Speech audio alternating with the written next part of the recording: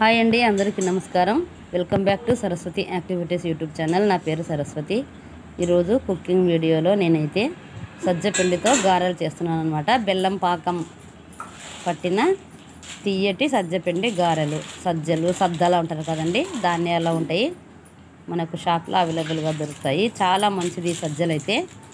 సజ్జపిండిని సజ్జలు తెచ్చి వాటిని రాళ్ళు రప్పలు లేకుండా శుభ్రం చేసి మిల్లుకు పట్టించుకొని వచ్చి ఆ పిండి మనకు స్టోర్ ఉంటుంది. అలాగే జొన్న పిండి, గోధుమ పిండి ఎలా ఉంటుందో అలా స్టోర్ చేసుకోవచ్చు. మంచిగా డబ్బాలో పెట్టుకొని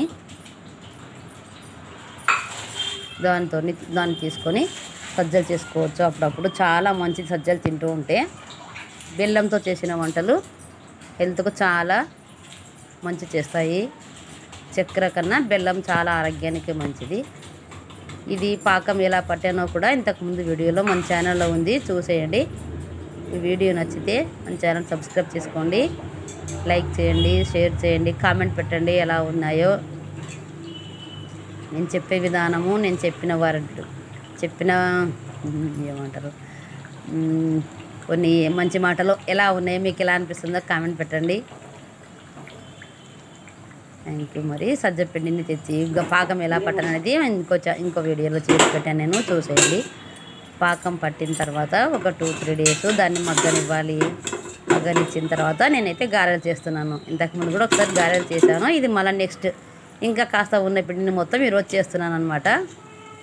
పాకం పట్టిన తర్వాత పిండి బాగా మగ్గి చాలా టేస్టీగా బాగా వస్తుందన్నమాట.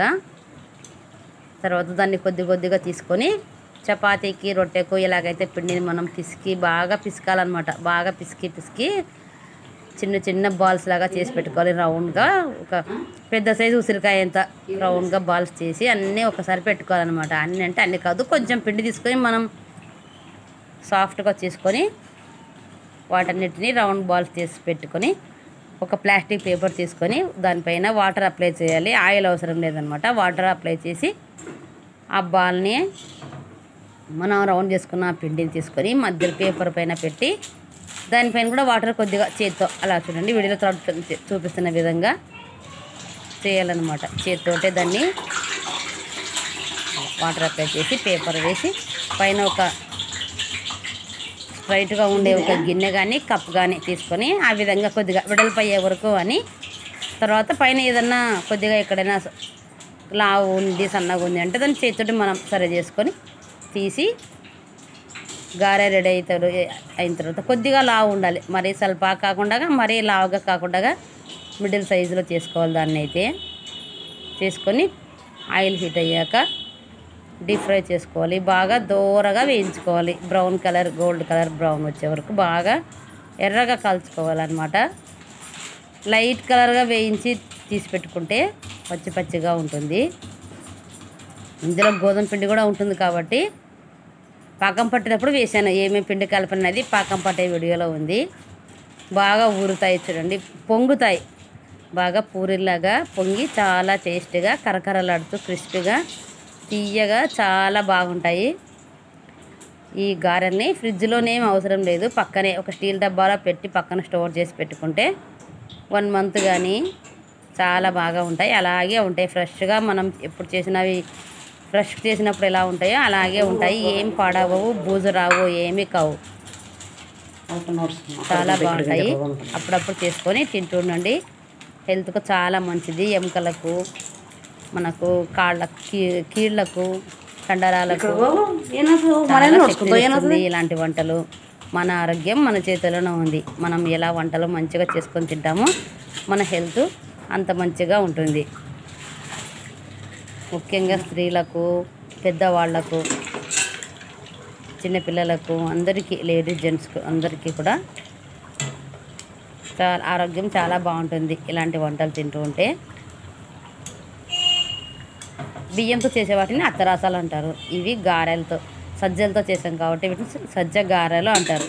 తీయటి బెల్లం పాకంతో చేసిన సజ్జ గారెలు.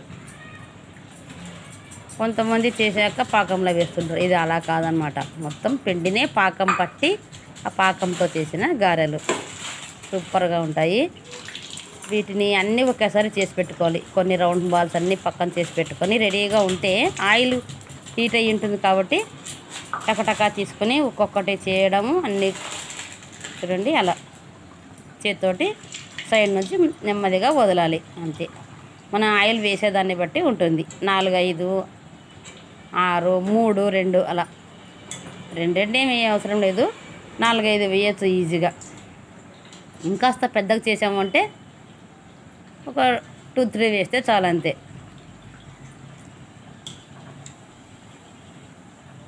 ఇవేం అప్పాలు కాదు కదండి, పెద్దగా చేయకూడదు. ఇంతే ఒక 4 వేళ్ళలో సరిపోయేంత చేయాలి. గారెలు అత్తరసలు అంటే సైజు అంటే అంతే చిన్నగా చేస్తేనే వాటిని గారెలు అంటారు. చూడండి మొత్తం అన్నీ అయిపోయాయి, రెడీ. చూడండి ఎంత తీయగా కరకరలాడి చాలా టేస్టీగా ఉండే సజ్జపిండి గారెలు, సద్ద గారెలు చాలా బాగుంటాయి. మీరు కూడా ట్రై చేయండి, ఈజీగా వస్తాయి చేసుకోవడానికి. కాకపోతే 2 ఉండాలి కంపల్సరీగా వీటిని చేయడానికి. రౌండ్ బాల్ చేయడానికి, ఒత్తడానికి, అలా పిండి పిసికి చేయడానికి, రెడీ చేయడానికి ఒకరు హెల్ప్ చేయడానికి ఉంటే ఇంకొకరు చేతితోటి అలా ఒత్తి వేసి ఫ్రై చేస్తుంటే హెల్ప్గా ఖచ్చితంగా ఇద్దరు చేసుకుంటే చాలా బాగుంటుంది. లేదు ఒక్కరే ఉన్నామంటే ఇంకా మనమే బాల్స్ అన్ని చేసుకొని టకటకామని ఒత్తుకొని వేసుకుంటూ ఉండాలి.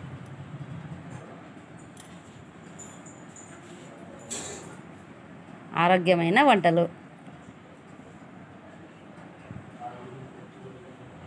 ఇవి చాలా బాగుంటాయి. సజ్జపిండి గారెలు ఖచ్చితంగా మీరు కూడా చేసుకొని తినండి. ఎంత రుచిగా ఉంటాయంటే అంత రుచిగా ఉంటాయి. స్నాక్గా పిల్లలు వచ్చాక సాయంత్రం ఇవ్వడానికి వస్తాయి, చాలా బాగుంటాయి.